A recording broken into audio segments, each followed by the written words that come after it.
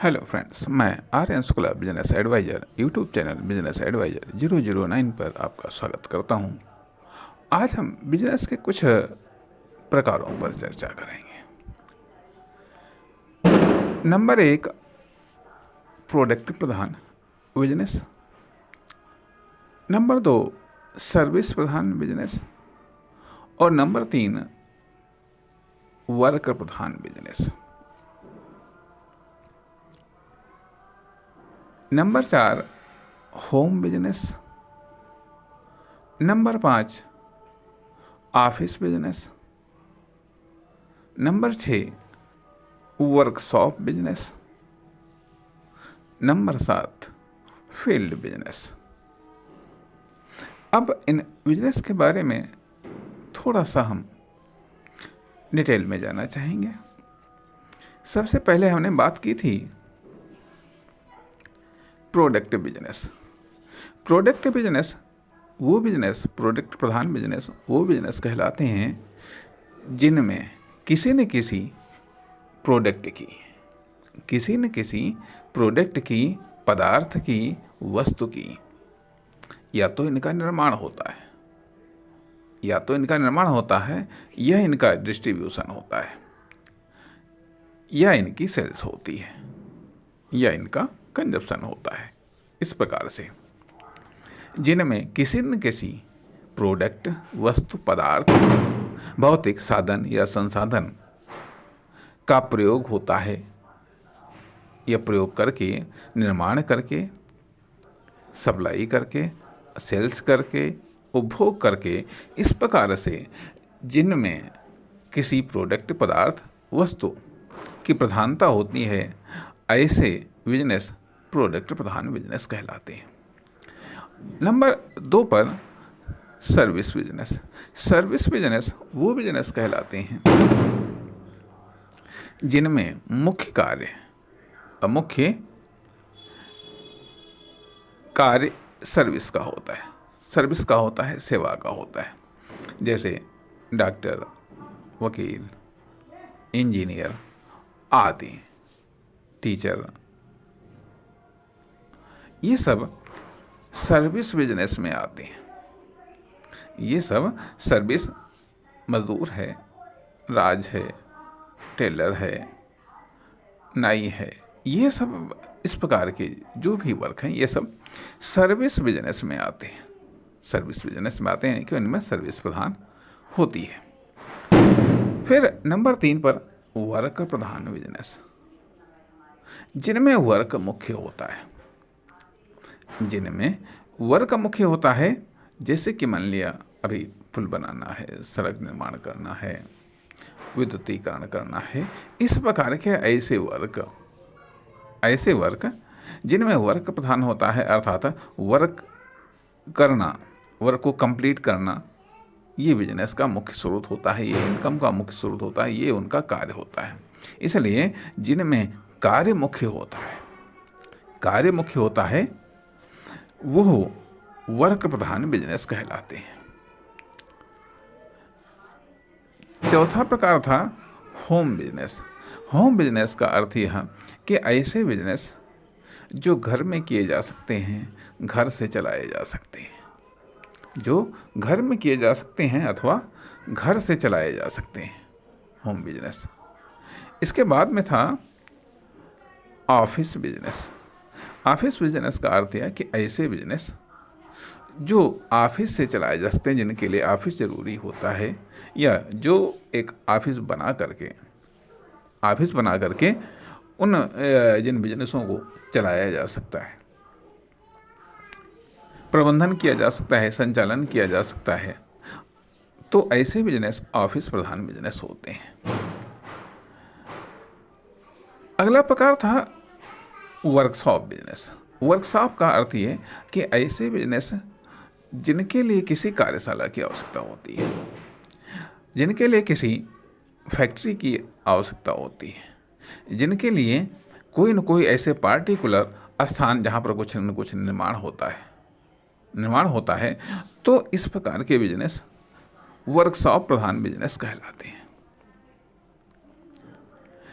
Last प्रकार था field business, ऐसे बिजनेस जो कि फील्ड में होते हैं, जो कि फील्ड में होते हैं, ना तो वो घर पर होते हैं, ना किसी ऑफिस में होते हैं, ना ही वो किसी वर्कशॉप में होते हैं, बल्कि फील्ड मुख्य होती हैं। जैसे कि फेरी वाले बिजनेस कह लीजिएगा, या मान लिया जब हम किसी प्लान को बेचते हैं, किसी को प्लान को बेचते, चाहे वो LIC का हो, चाहे अन्य किसी स्कीम्स का हो जो है, या फिर फेरी लगा करके जब हम कोई कारोबार करते हैं, तो वो फील्ड प्रधान बिजनेस कहलाते हैं। इस प्रकार से ये हमने आपको 7 प्रकार के बिजनेस गिनाए हैं। इसके अलावा ये 7 प्रकार ऑफलाइन बिजनेस है। इस 7 प्रकार ऑफलाइन बिजनेस हैं। अब ऑनलाइन भी एक प्रकार है, अर्थात ऑफलाइन भी बिजनेस का एक प्रकार है, ऑनलाइन भी बिजनेस का एक प्रकार है। ये कॉमन से प्रकार हैं। अब सवाल इस बात का उठता है कि इन प्रकारों को हमने गिनवाया क्यों है। एक तो इस आधार पर गिनवाया क्योंकि ये 7 प्रकार के या 8 प्रकार के बिजनेस ये चल रहे हैं।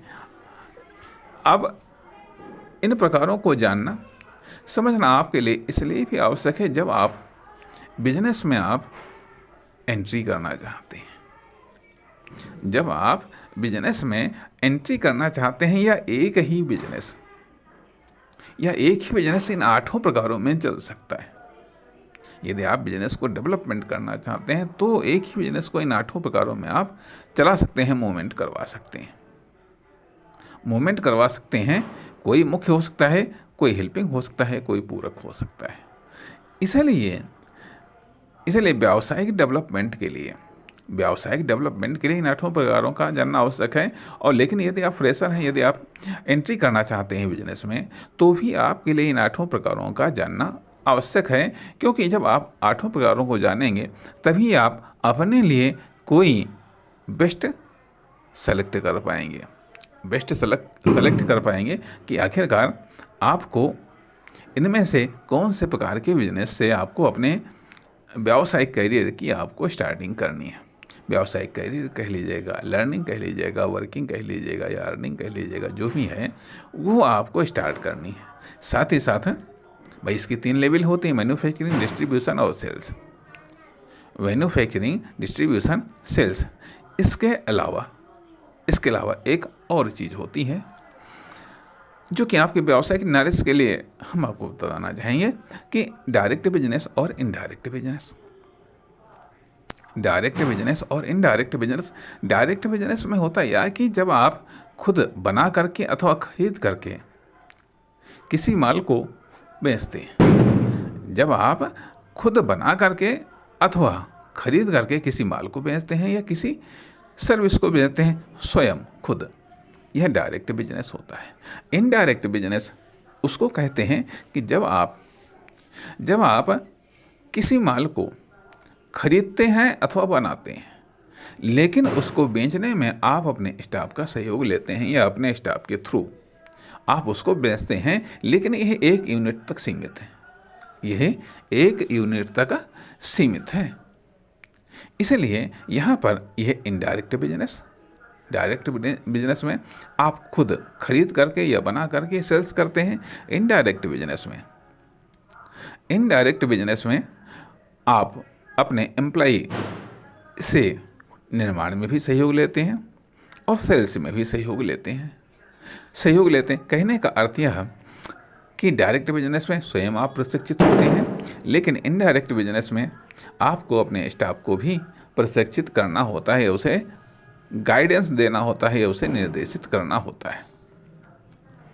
चाहे वह सेल्स के मामले में हो, चाहे वह मैन्युफैक्चरिंग के मामले हो, चाहे वह परचेजिंग के मामले में हो। इस प्रकार से अक्सर करके होता यह है कि जब कभी कभी हमारा कार्य इतना बढ़ जाता है कि उसको हम संभाल नहीं पाते हैं, तो उसके लिए हम स्टाफ को रखते हैं। तो यहाँ पर ऐसे बिजनेस को हम यहाँ पर इनडायरेक्ट बिजनेस कह रहे हैं, जिसमें आप दूसरों को या एम्प्लॉई को आप रखते हैं।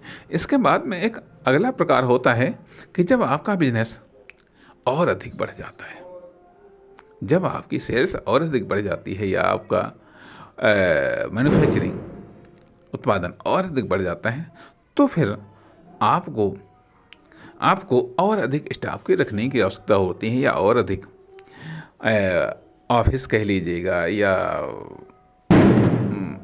वर्कशॉप कह लीजिएगा, जो भी कह लीजिएगा, आपको और अधिक डेवलप करना होता है। फिर आपको एक रूल्स बनाने होते हैं, कुछ नियम बनाने होते हैं, क्योंकि सभी जगह आप उपस्थित नहीं हो सकते हैं, तो रूल्स के द्वारा आप कंट्रोल करते हैं।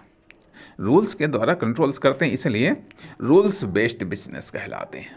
Next level rules based business, अर्थात जो नियमों पर आधारित बिजनेस है, नियमों पर आधारित बिजनेस, ये है डायरेक्ट बिजनेस, इनडायरेक्ट बिजनेस। उसके बाद में नेक्स्ट लेवल है रूल्स बेस्ड बिजनेस। जब और बिजनेस बढ़ जाते हैं, और बिजनेस बढ़ जाते हैं, फिर सिस्टम बनाना पड़ता है। सिस्टम बनाना पड़ता है, अर्थात जो रूल्स हैं वो कुछ सिस्टमों में संगठित हो जाते हैं, कुछ सिस्टमों में वो क्लासिफाइड हो जाते हैं, वर्गीकृत हो जाते हैं। वर्गीकृत हो जाते हैं तो वहाँ पर वो सिस्टम बेस्ड बिजनेस होते हैं। जब आपकी एक से अधिक शाखाएं खुलती हैं, आपके बिजनेस की एक से अधिक शाखाएं खुलती हैं, चाहे वो मैन्युफैक्चरिंग की हों, चाहे वह डिस्ट्रीब्यूशन की हों, चाहे वह सेल्स की हों, जब एक से अधिक शाखाएं जब आपकी खुलती हैं तो वो वहाँ पर एक सिस्टम बनाना पड़ता है। उस सिस्टम के तहत आप अपने व्यावसायिक कार्यों को करते हैं, व्यावसायिक कार्यों को करते हैं। इसलिए सिस्टम क्या है? रूल्स का एक समूह है। और रूल्स क्या है? रूल्स क्या है? रूल्स मतलब कहने को तो नियम है, कहने को नियम है, ये सबको पता है, लेकिन यहाँ पर जो रूल्स बेस्ड बिजनेस हैं उसको शॉर्ट में यहाँ पर रूल्स कह रहे हैं। इस रूल्स में शामिल है एम्प्लॉई और प्लस डायरेक्ट बिजनेसमैन, ये भी शामिल है।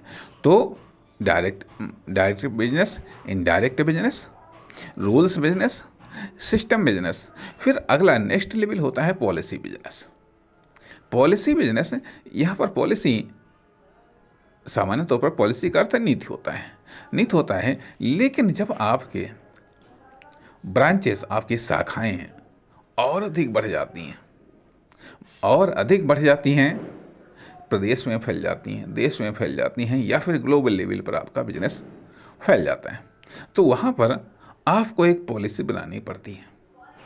Commercial policy, distribution policy, sales policy एक नीति बनानी पड़ती है, जिसको व्यावसायिक नीति कहते हैं। व्यावसायिक नीति कहते हैं, यह वर्किंग पॉलिसी भी होती है। वर्किंग पॉलिसी भी कहने चाहिए, हर चीज़ में एक पॉलिसी, और उस पॉलिसी के अंडर में सिस्टम होता है, सिस्टम के अंडर में रूल्स होते हैं, और रूल्स के अंडर में एम्प्लॉई होता है, और एम्प्लॉई के अंडर में खुद वो व्यक्ति होता है जो सर्वे सर्वा होता है।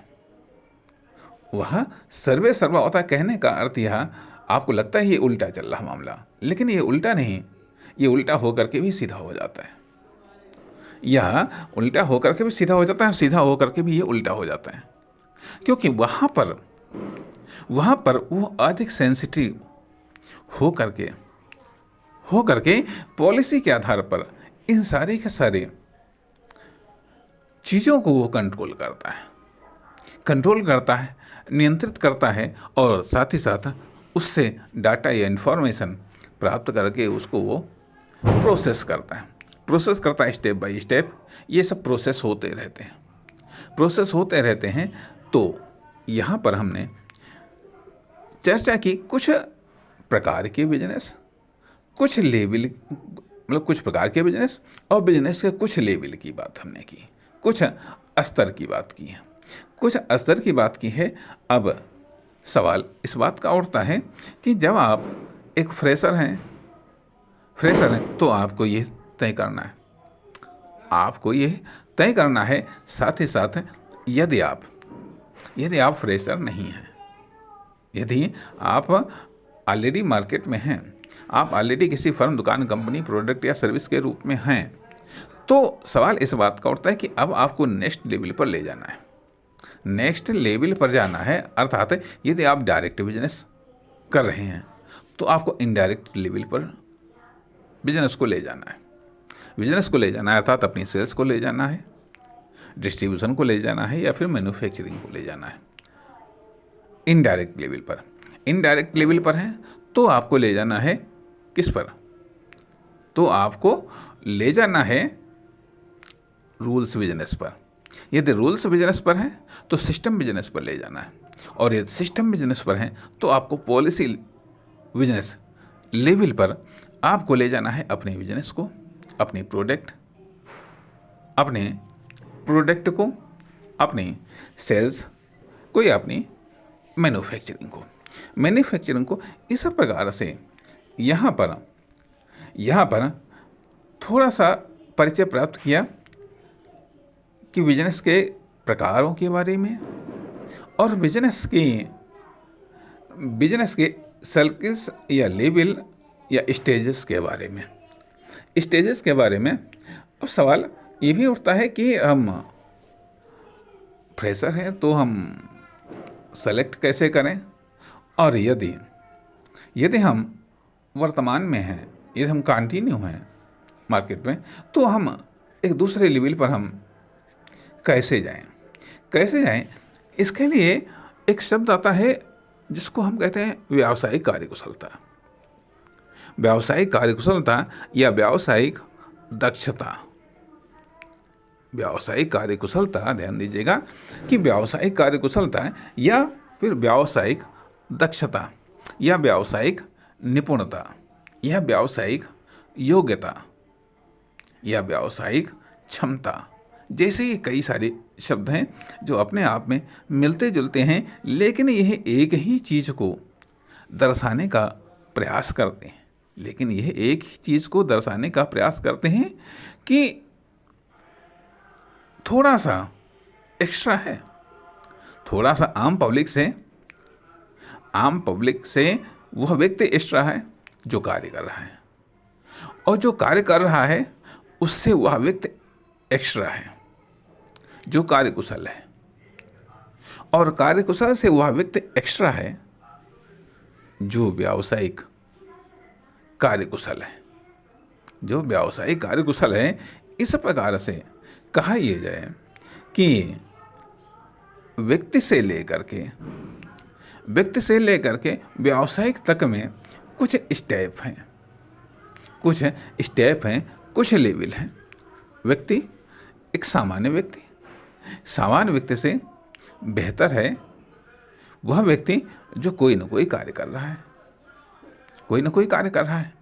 और कोई न कोई कार्य करने वाले व्यक्ति से बेहतर है वह व्यक्ति जो उस कार्य में कुशल है, योग्य है, सक्षम है, और उस व्यक्ति से वह व्यक्ति कुशल है जो व्यावसायिक रूप में कार्यकुशल है, कहने का अर्थ यह बनता है कि जो व्यक्ति है यदि वह कार्य नहीं कर रहा है तो कोई भी इनकम को प्राप्त वो नहीं कर रहा है। यदि वह कार्य कर रहा है तो वह कुछ इनकम को प्राप्त कर रहा है। जो भी कार्य कर रहा है उसके आधार पर वह कुछ इनकम को प्राप्त कर रहा है। लेकिन यदि वह उस कार्य में कार्यकुशल है तो जो व्यक्ति कार्य कर रहे हैं उससे अधिक वह इनकम प्राप्त कर रहा है। लेकिन जो व्यावसायिक कार्यकुशल है, अर्थात जो उस कार्य में व्यावसायिक कार्यकुशल है तो वह कार्यकुशल वाले व्यक्ति से भी ज़्यादा इनकम को प्राप्त कर रहा है। कैसे? थोड़ा सा इस पर हम समझने का प्रयास करते हैं कि पहली बात तो आती है कि यदि आप कार्य करने वाले हैं, यदि आप कार्य कर रहे हैं, ठीक है, उसमें सकारात्मक और सही तरीके से यदि उस पर आप ध्यान दे रहे हैं तो एक न एक दिन उस कार्य में आप कुशल हो जाएंगे। अब कार्य में कुशल हो जाएंगे। अब जो आप कार्य कर रहे हैं वह कार्य या तो आप खुद के लिए करते हैं या फिर दूसरों के लिए करते हैं।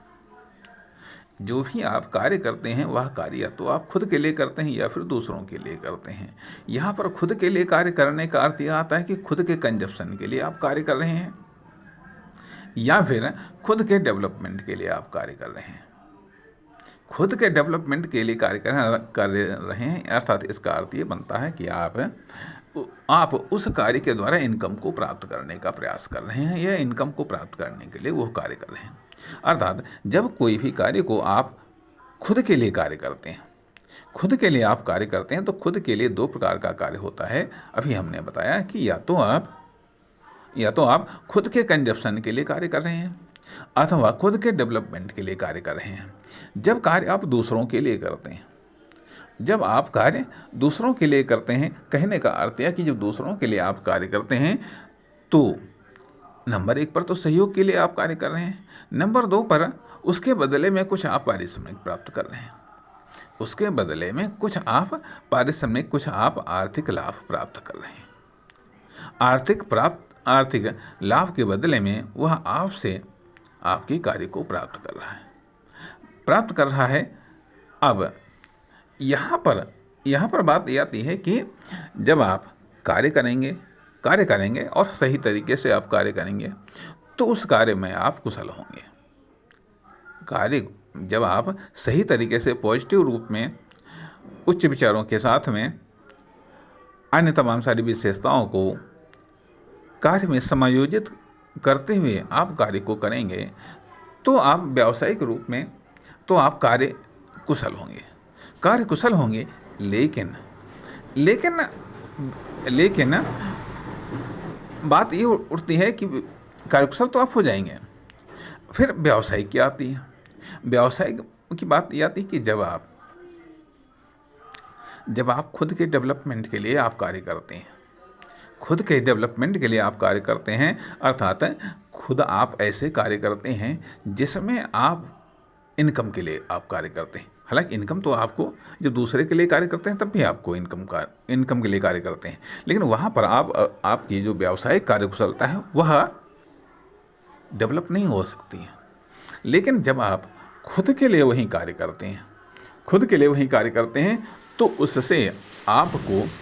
उससे आपकी व्यावसायिक कार्यकुशलता भी डेवलप होती है। कहने का अर्थ यह बनता है कि जैसे कि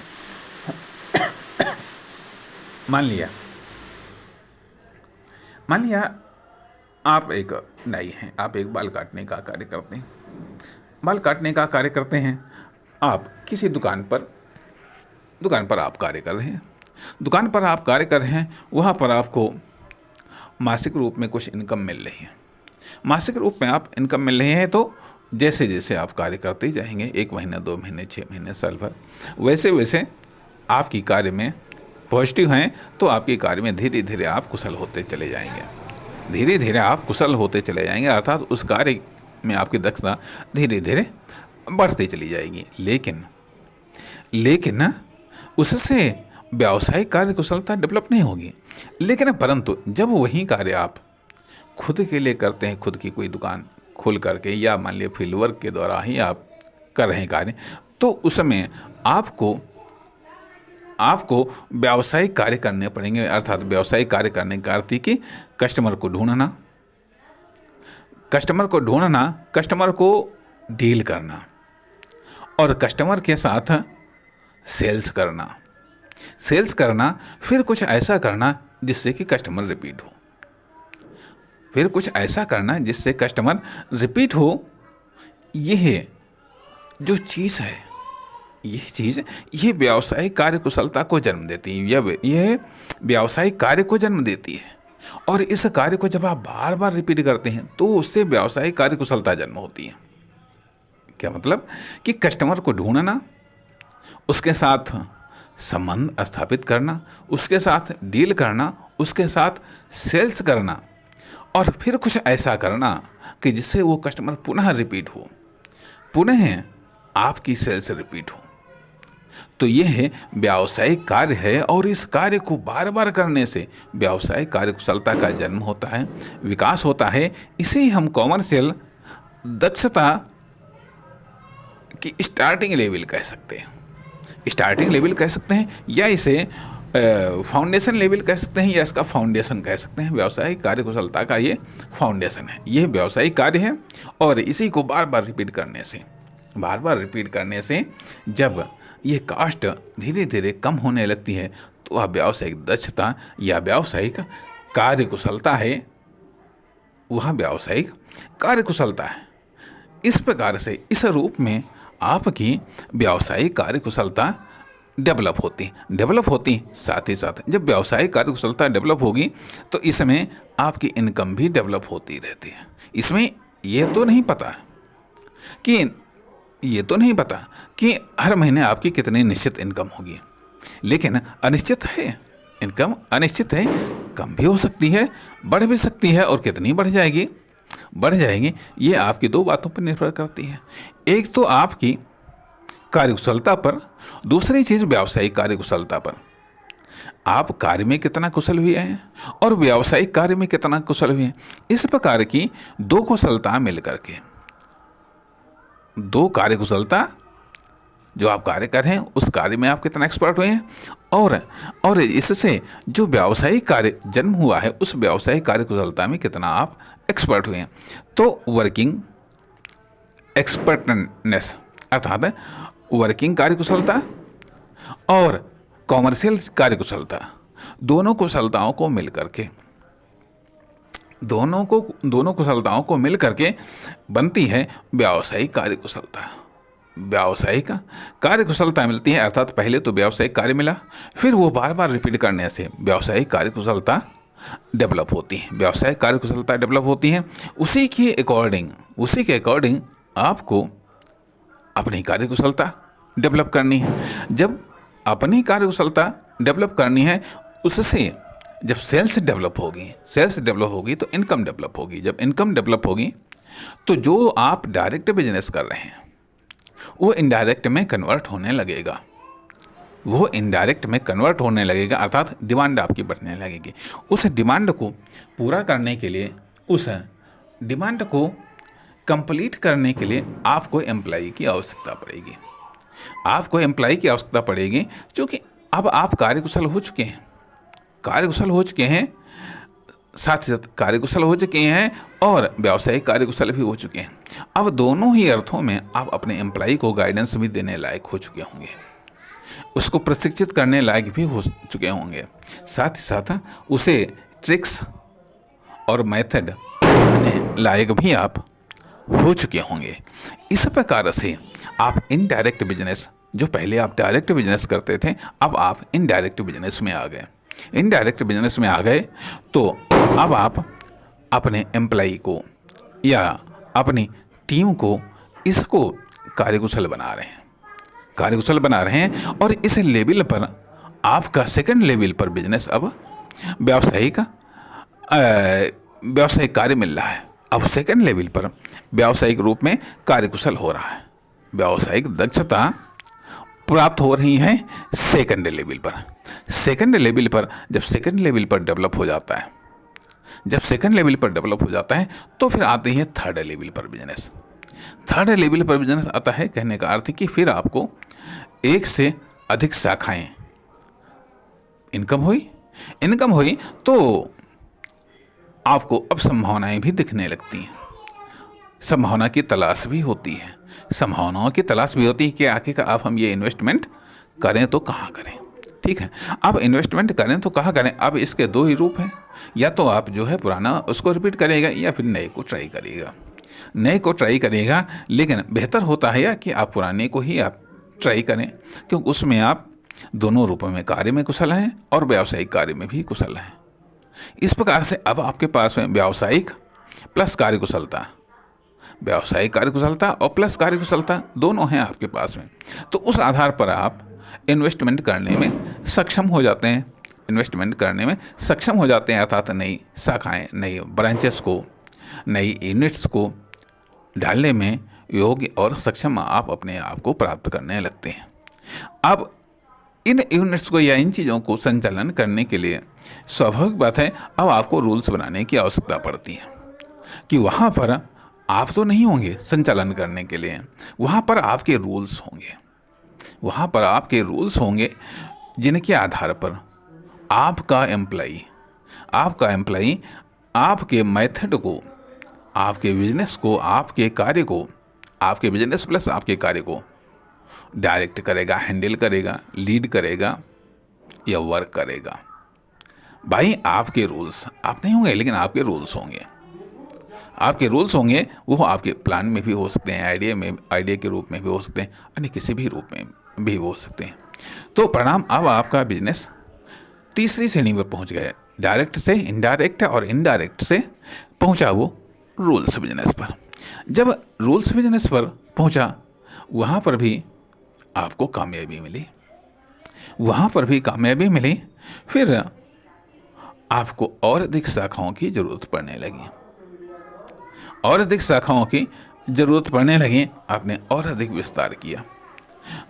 विस्तार किया। जब एक से अधिक शाखाएं बनने लगीं, तो रूल्स पर्याप्त मात्रा में अब कामयाब नहीं हो पाते हैं। तो रूल्स के साथ साथ एक सिस्टम भी लॉन्च करना पड़ता है कि इस सिस्टम के तहत ये डेवलपमेंट होगा। अर्थात एक सिस्टम डेवलप हुआ, रूल्स का समूह अर्थात सिस्टम बिजनेस पर आ गया। सिस्टम बिजनेस से फिर ये और आगे चला जाता है, फिर पॉलिसी बिजनेस पर। इस प्रकार से यहाँ पर इस बात को समझने का प्रयास किया गया है कि बिजनेस के प्रकार कौन से होते हैं, बिजनेस के स्तर कौन से होते हैं, और उनको किस तरीके से एक स्तर से दूसरे में ले जाया जा सकता है। साथ ही साथ व्यावसायिक कार्यकुशलता किसे कहते हैं, और यह एक दूसरे से बेहतर कैसे होता है, इस बारे में संक्षिप्त चर्चा की। नमस्कार, धन्यवाद। फिर मिलेंगे अगले भाग में।